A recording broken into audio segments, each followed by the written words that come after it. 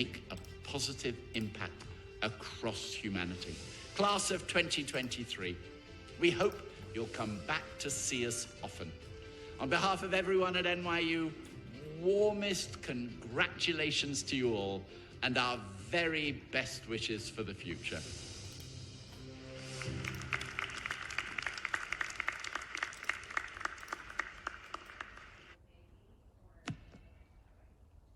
We now welcome Walker Schulte Schneider, the voice of the class of 2023, to address his fellow graduates.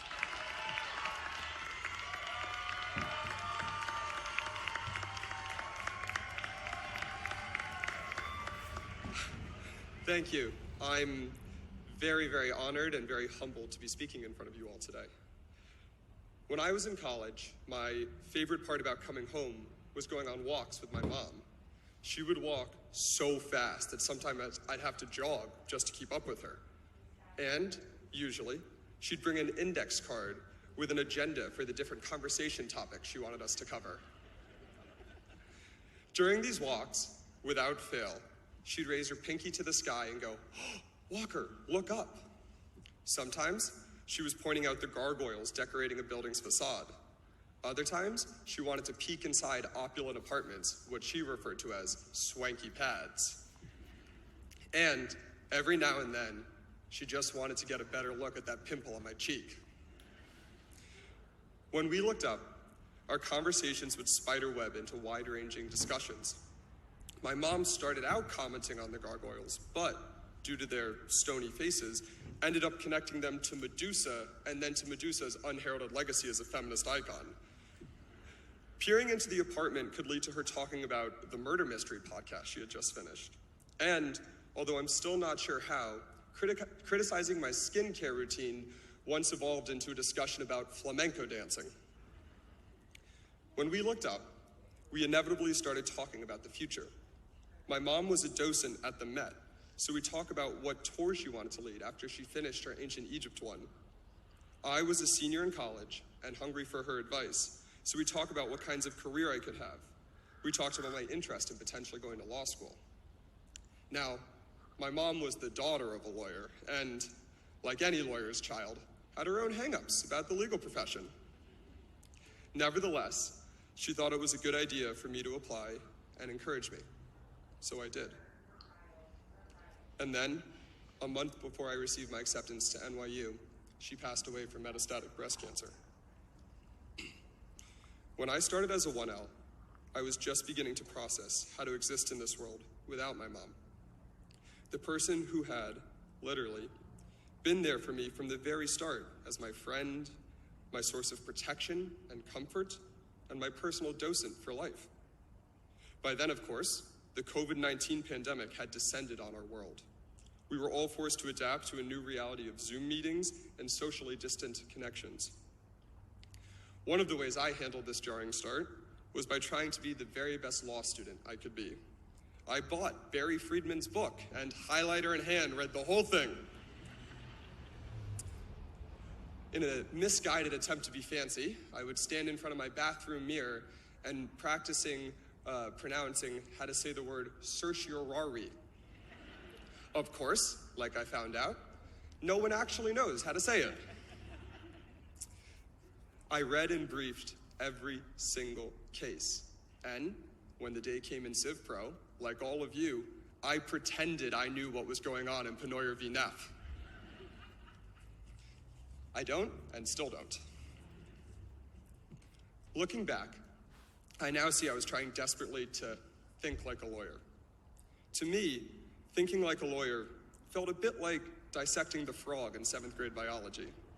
You're presented with a cold, dead fact pattern, instructed to cut it open and rummage around inside until you pull out the component parts, which then you analyze to see how they work within the larger organism. And everyone walks away feeling just a little unsettled. Thinking like a lawyer was a big change for me because I had always tried to think like my mom. I was dazzled by her ability to make connections between seemingly distant ideas. And I tried to model my own thinking after hers. But thinking like a lawyer was different.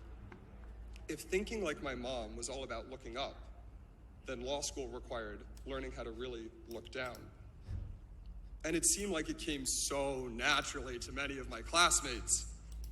They could easily separate holdings from dicta or twirl fact patterns to support whatever outcome they preferred. For me, however, learning to look down was a bit like trying to rewire my brain. At the end of the day, my neck and upper back would hurt because I had been hunched over my casebook and laptop for hours. Although not great for my posture, I felt sharper and smarter. I felt empowered and emboldened. My thoughts grew more nuanced, and I think I became a better critical thinker. I'll admit it, I liked it. Over the course of that first fall, though, I began thinking like a lawyer about other aspects of my life. My world became just another law school classroom, and my life became just another case, ripe for analysis. As a result, as the semester wore on, I began to feel isolated and hollow. I would go on long, meandering walks around the village just to clear my head. It was on one of these walks in early December, as I trudged along, hands jammed into my pocket and eyes downcast, that I realized I had stopped looking up. I had forgotten my mom's advice. After she passed away, I swore that I would never let myself grow distant from her, that I'd do my utmost to emulate her curiosity, warmth, compassion, and unapologetic quirkiness every single day. And yet, there I was, having forgotten one of her most sacred tenets. I had stopped looking up. To be clear, I think thinking like a lawyer is a hugely valuable skill set, and it's one I'm especially proud to have developed over these past 3 years at NYU. But in my eagerness to become a good law student, I allowed this new skill to orchestrate a hostile takeover of my worldview.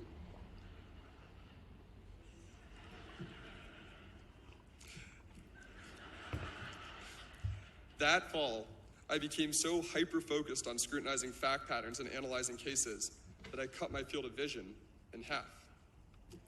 In the spring, I determined to fulfill my personal oath and go back to thinking more like my mom. On all those walks, I realized she wasn't telling me to merely lift my gaze. She was pushing me to seek out inspiration, to keep an eye out for small moments of exuberance and whimsy, for more people to admire, for pockets of hope. I might have overcorrected a bit. It's possible that I started looking up too much and looking down too little. And, grade-wise, there was collateral damage. But as I began looking up again, I started to truly see where I was. I began appreciating the access we have to our world-class faculty, the professors I've been lucky enough to have, and the ones I haven't had but follow on Twitter anyway. I grew close with the great group of people who work in Golding Lounge. Thank you for the kindness, the jokes, and the hundreds of dollars in free coffee and snacks you've shared with me. Finally, you all, my classmates and friends. I started out so intimidated by all of you. But when I started lifting my gaze again, I went from being intimidated to being grateful. Grateful for your camaraderie in tough times, your resolve, your outlines, and your incredibly diverse and sometimes mystifying Zoom backgrounds. Most importantly, however, I'm grateful for learning from you. From the first day of 1L, I've admired the lot of you. I wanted to be more like you. This might sound weird, but I use my thinking like a lawyer's skill set to try and reverse engineer how you were always so kind, poised, brilliant, and driven, so that I could model my own behavior after years. Not to say that it worked necessarily, but engaging in that process was more formative than any class for me. That spring, my 1L friendships grew richer, my law school and non-law school life became more balanced, and my own sense of self deepened. And even though she was no longer here, my mom and I grew closer. So I finished 1L feeling like I had done right by my mom, that I had properly honored her memory. But memory can be a funny thing. As I was writing this speech and cataloging all those examples of my mom looking up, something kept nagging at me because I wasn't fully capturing who she was. When my mom would go into a museum, she wouldn't pause to take in the grand entrances or browse the long corridors. No, she'd make a beeline for a painting or sculpture and spend hours scrutinizing its smallest details. She'd methodologically break it down into its component parts and go section by section analyzing the work. This process of hers and the details it would reveal yielded some of her greatest delights. The stick figures in an El Greco painting, the gentle kiss etched into a Roman relief, and the hint of a smile in a Degas sculpture. For all those hours my mom dedicated to looking up, I now realize that this whole time, she also loved to stop, take a moment, and look down. As I stand up here now, I've come to appreciate and understand the need to both look up and look down. They can be opposing forces, yes, but also interdependent ones. Looking down enriches my ability to seek out inspiration and wonder. And looking up guides me when I feel lost among the details. Granted, a lot of the times, probably to you all, it seems like I'm just constantly nodding. I'm graduating today uncertain about a whole lot. How much to study for the bar, what my legal practice will look like, where our 1L spring break went.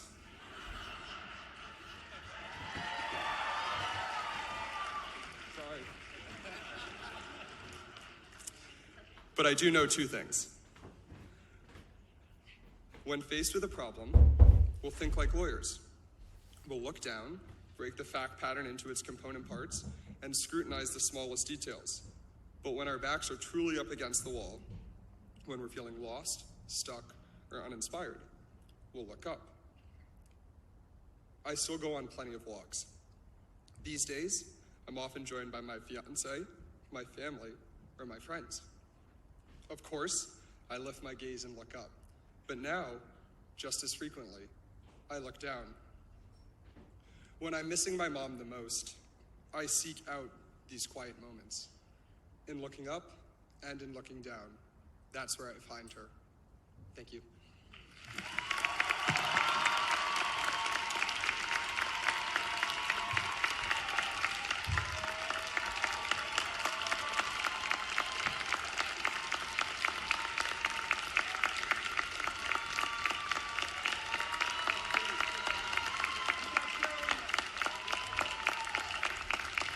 Thank you, Walker. We now welcome our keynote speaker, New York University School of Law trustee, senior fellow at the Ford Foundation,